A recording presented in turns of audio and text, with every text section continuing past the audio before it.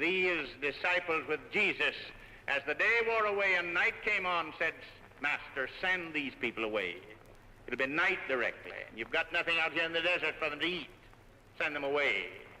Send them away, that they may buy themselves victuals. Anything to get them out of our sight. Let's be away. We'll have a panic here. We'll have all these babies crying for something to eat, and their mothers will be helpless to pacify them, for we have nothing to eat out here. And he said, they need not depart. What have you got? Oh, they said, we've got 5 loaves and 2 small fishes, very little fishes. What are these among so many? Well, you bring them to me. And he invoked God's blessing upon them, and the multiplying power of God came down on the 5 loaves and 2 little fishes. And then he gave them to his disciples and said, pass these out to these people. And all were fed, and 12 baskets full were gathered up of the fragments. Some 5,000 men, beside the women and the children. Oh, this is the way God does it. We are following a divine Savior, a divine Savior. We're not following some clever man simply. We are following a divine Savior who can turn the very darkness into morning, who can turn death into life. We are following a divine Savior, and we're to act as those apprehensive and conscious of our great heritage and destiny as the friends and servants of Christ. Now, look at the 2 ways proposed here to handle these people out there in that desert. The disciples, look at their way, and then look at Jesus' way, and see which way we are going to try to take. The disciples came to him and said, Master, the night's coming on. It's nearly sundown now, and presently we'll have the greatest panic ever seen in this desert. These people will be hungry, and they'll manifest their hunger. Send these people away, these thousands. Get them away. Bid them go quickly, that they may buy themselves victuals. Anyway, they'll take care of themselves. That's the way they propose. Send them away.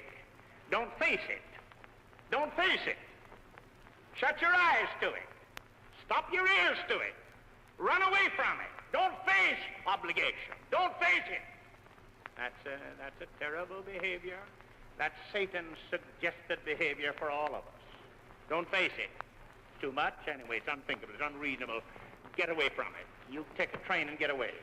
Get in your car and ride away where you won't hear them crying for bread. Get away. Don't face it. That's the selfish cry of men and of Satan. Don't face it. Don't face it. It's the ostrich-like method. They tell us the ostrich rushes away and puts his head down into the sand and doesn't see, refuses to see.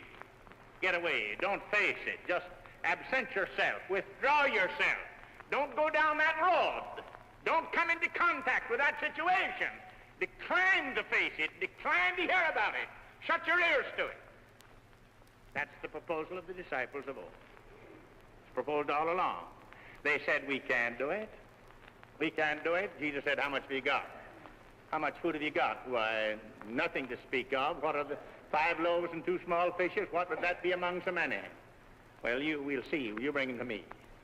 Why, they said we are utterly unable to do it. We are utterly unable to do it. They left out any thought of God, of his divine power, left it all out.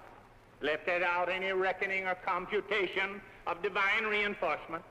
And they pleaded inability, and because of that, let's get past this very painful chapter for the present and get something more comfortable and more pleasing.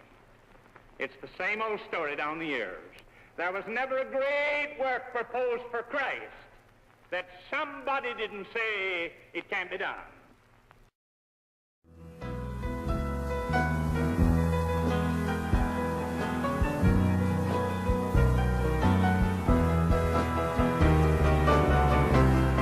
And then one day I'll cross that river, I'll find my stand, oh Lord, with pain. And then as there gives way to I'll see the lights of glory, and I'll know He reigns.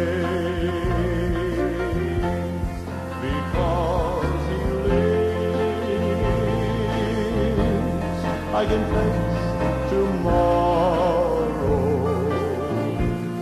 because He lives. All fear is gone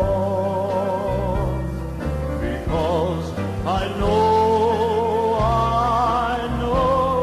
He holds the future, and life is worth the living just because